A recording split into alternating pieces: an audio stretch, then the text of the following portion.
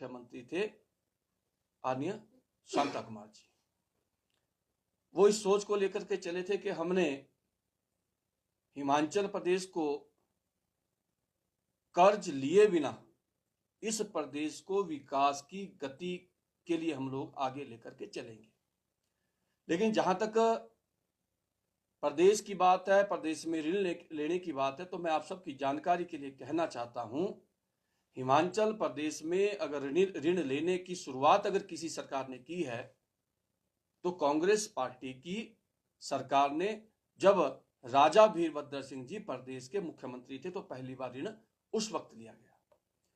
और जहां तक बात आती है इस प्रदेश को कर्जे में डिबोने की, तो आप पुराने सारे आंकड़ों को निकाल करके देख सकते हो कि किसकी सरकार ने कितना ऋण लिया, कितना लोन लिया, लोन के साथ कितना पैसा उस लोन के साथ साथ वापिस भी किया है।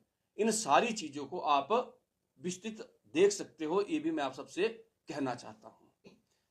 मेरी जानकारी के अनुसार प्रोफेसर प्रेम कुमार धूमल जी की 2007 से 12 तक की सरकार बनी, आप सबके ध्यान में है, और सरकार ने केवल 7,466 करोड़ रुपया लोन इस प्रदेश के विकास को करने के लिए लिया है। और अगर मैं आप 2007 से 12 तक की सरकार को देखेंगे, चाहे आम जनमानस की बात हो, चाहे कर्मचारियों की बात हो, उसमें आमजन को भी पूरी तरह से खुश करने का काम किया था। आमजन की बेहतरी के लिए काम किया गया था उस सरकार के माध्यम से। और मुझे ध्यान में है, क्योंकि मैं उस वक्त राजनीति में नहीं था, लेकिन ये जो कर्मचारियों का एक 7-9-14 का जो था एक इशू, शायद उस वक्त की सरकार ने उसको करने का काम किया था, जो मेरे ध्यान में है। और जो कर्मचारियों की जो सैलरी सीधे एक गुना से 2 गुना हुई थी, डबल हुई थी, तो वो काम अगर करने का काम किया था तो प्रोफेसर साहब की उस सरकार ने करने का काम किया था। उसके बाद चुनाव हुआ 2012 में, किन्हीं कारणों से हमारी सरकार नहीं बन पाई। 2012 से 17 तक कांग्रेस पार्टी की सरकार राजा वीरभद्र सिंह जी के नेतृत्व में प्रदेश में चली, और उस सरकार ने भी, जो मेरे ध्यान में है, 22,947 करोड़ रुपए का ऋण प्रदेश के विकास कार्य के लिए उस सरकार के माध्यम से लिया गया। और कुल मिलाकर के इन 5 वर्षों के कार्यकाल में 2017 तक की मैं बात करूं तो इस प्रदेश के ऊपर 47,966 करोड़ रुपए का ऋण हिमाचल प्रदेश में कांग्रेस पार्टी की वीरभद्र सिंह जी की सरकार छोड़ करके गई थी। 17 में चुनाव हुआ, भारतीय जनता पार्टी की सरकार प्रदेश में बनी, आर्य जयराम ठाकुर जी प्रदेश के मुख्यमंत्री बने। और जब जयराम ठाकुर जी प्रदेश के मुख्यमंत्री बने तो आप सबके ध्यान में है कि देश में कोरोना जैसी भयंकर महामारी, प्रदेश में नहीं बल्कि पूरे देश भर में, इस कोरोना जैसी महामारी ने इस प्रदेश के विकास की गति को रोकने का काम किया। फर्स्ट फेज में आई, एक बार इससे हमें लगा कि राहत पा ली गई, लेकिन दूसरी साल फिर से कोरोना आया। लगभग इस 5 साल के कार्यकाल के अंदर 2 साल जयराम ठाकुर जी की सरकार में 2 बार कोरोना हुआ। 2 साल हमारे इस कोरोना ने खराब किए। लेकिन सबसे बड़ी बात है कि 2 साल इस देश के अंदर, इस प्रदेश के अंदर कोरोना का प्रकोप रहता है, और उसके बावजूद भी इस प्रदेश में विकास के काम ना रुके।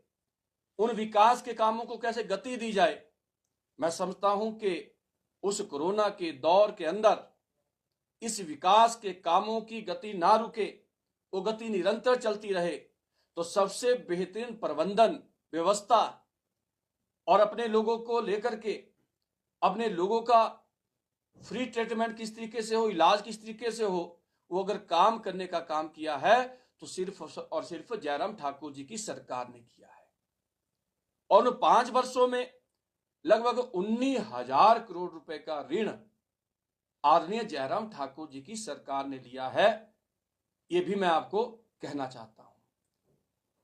और मैं कई बार देखता हूं, कई बार सोचता हूं इन बातों को लेकर के।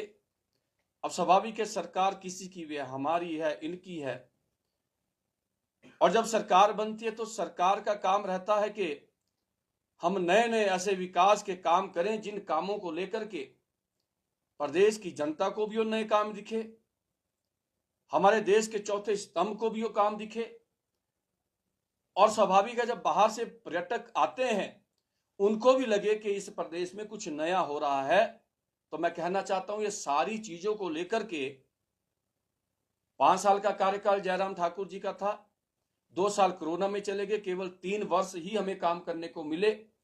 लेकिन उसके बावजूद भी इस प्रदेश में विकास की गति को कैसे आगे ले जाया जाए, आप देखेंगे 2017 से 22 तक की उस सरकार के अंदर केंद्र सरकार के सहयोग से और प्रदेश सरकार के सहयोग से जहां रोड कनेक्टिविटी को लेकर के बहुत बड़ा काम प्रदेश में किया गया। आपका शिमला से चंडीगढ़ 4 लाइन को लेकर के किस गति से काम हुआ है, आपका कीर्तपुर से मनाली 4 लाइन को लेकर के किस गति से काम हुआ है, आपका धर्मशाला से जो भी शिमला के लिए रोड बनने जा रहा है, इन सभी रोड्स के ऊपर कितनी तेज गति से काम हुआ है। इस बात को आप समझ सकते हो कि डबल इंजन की जो सरकार जयराम ठाकुर जी के नेतृत्व में प्रदेश में थी, तो स्वाभाविक है उसका सीधा असर हमें देखने को मिला था। इसका मैं एक और एग्जाम्पल आपको देना चाहता हूं। हम कई बार देखते हैं कि किसी पंचायत के अंदर आपको 4 कमरे का भवन बनाना है, तो उस भवन को बनाने के लिए कई बार 5 साल खप जाते हैं, लेकिन भवन नहीं बनता।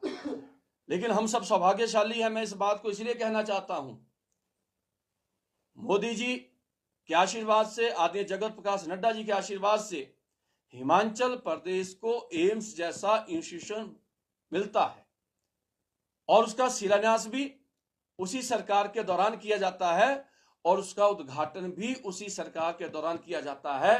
तो विकास से इससे बड़ी मिसाल मैं आपको नहीं दे सकता।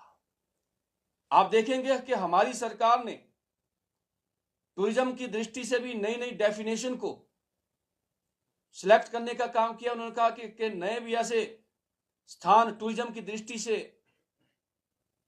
डेवलप हो ताकि नई साइट्स के ऊपर भी लोग जाकर के उन जो छिपी हुई जो जगहें हैं जो बहुत सुंदर है लेकिन लोग टूरिस्ट वहां तक नहीं पहुंच पाए, उन जगहों को भी डेवलप करने का काम हमारी पिछली जयराम ठाकुर जी की सरकार ने किया। और ना जाने प्रदेश के अंदर कितने ऐसे इंस्टीट्यूशन थे जो हमारी सरकार के द्वारा खोले गए थे, जिसके कारण प्रदेश में विकास को एक नए पंख लगे थे। इस बात को भी मैं कहना चाहता हूं। लेकिन वर्तमान की सरकार की मैं बात करूं तो आप सबके ध्यान में